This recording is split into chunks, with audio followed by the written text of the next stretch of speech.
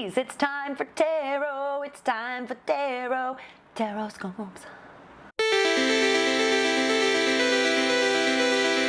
We have a lot to talk about. The full moon on December 14th in the sign of Gemini lands in your 4th house of home and family and nurturing, and we all know full moons are about letting things go. So what kind of home situation can we let go of? Are you moving? Would you like to move? What's your ideal home life? You want to get out of where you are? That's probably a nice idea. If now's the time is what I'm saying. If you're not happy where you are, now's the time. Also, it's a good time to release ties to home, you know, that you can never go home again. It's a good time for those kind of realizations. And also let go of the things that don't nurture you, that don't make you feel supported, comforted, or happy, you know? Yeah. It's in Gemini also, so it's probably a good idea to just to talk about it too. It's not like you're going to be able to get off the hook, just like talk about it, write it down, talk about it. I know that's hard, Pisces, to be like, you have to talk about it, but ooh, it's probably best if you do.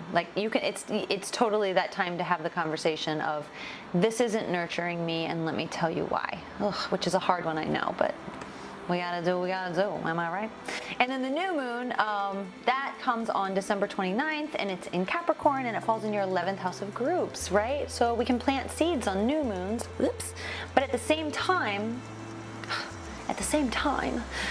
we've got a Mercury retrograde. Now, it's not a big deal. I'm gonna link a video about what it really is, Mercury retrograde. It's nothing to pull your hair out about. It's just a little more cautious time when it comes to communication. So, that happens from December 19th through January 8th. The new moon comes on December 29th. So, it falls right in the middle of Mercury retrograde, right? And it's in your 11th house of groups. So you may find yourself becoming either a bigger part of the groups that you're already involved in, because you really don't want to go out and join new groups during Mercury retrograde, because it probably won't work out the way you want it to. It could be like, this seemed so great for 3 weeks, and then it's like, actually, I don't belong here. So you want to kind of avoid things like that. But the good thing is, you really can start to, you can plant seeds to become bigger in the groups that you already are a part of. And that doesn't have to be a PTA group or something like that. It can be an online community. It can be a movement. It can be anything that you are part of something bigger, a group of people, a collective. So if you plant seeds in it, you'll see yourself start to become either bigger, more invested, all of that thing. And it's things that you're already involved in, existing groups. You're going to find yourself getting bigger in your existing groups. On to the tarot. Uh-oh. Well, we got one. I see there's a little, whoa, there's two. Whoa. Okay, you got a little imbalance going, Pisces. Feeling a little emotionally imbalanced, it seems. Ooh, Pisces. All right, we got one more, that one. All right, my friends, my Piscean friends. I have a Pisces moon, so nostalgic folk. Okay, so we've been a little down in the dumps. There's no denying that with this card. You know, it's like, oh. But the thing about it is, if you're kind of looking at the downside, and it's okay to feel bad, but you also have to stop, turn around, and see, while all these are still kind of down, there's also things that are still standing. And this is about, if you stop, turn around, and look at the things that are still standing, your whole perception starts to change.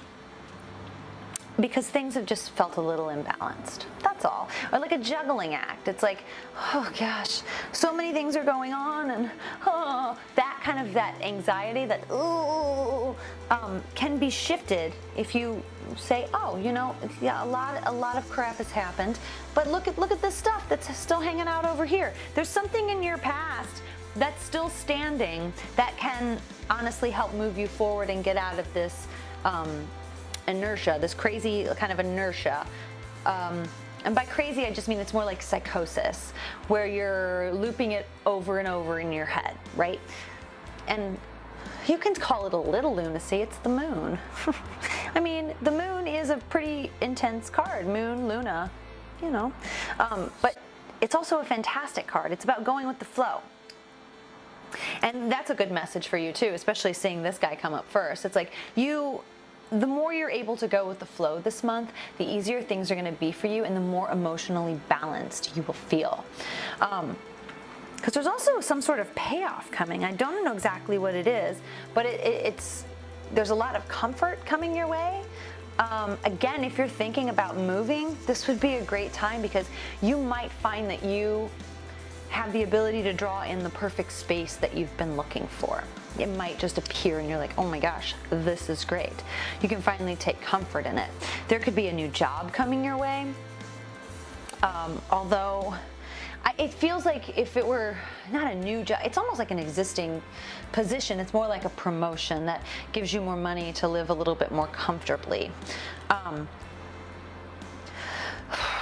But yeah, I mean, it's not always easy sometimes. Being down in the dumps is tough. It is tough. And then it's like you're just trying to keep the face for other people. That's hard too. And then that's actually what drives you crazy is like having to put on a smiley face for everyone else. But there is a natural way to get happier, and that's to look on the bright side. I know, it's so goofy. But by the end of the month, there will be something that has come your way that you're like, okay, things are looking up. And you know, the feeling I get is that it could actually be one of those things that you're like, I don't know if this is a blessing or a curse. And I don't know either, but what I do know is it depends on how you look at it, because it could come either way. It could be perceived as either thing. What do you want it to be, a blessing or a curse, Pisces? What do you want it to be? So here's your oracle card.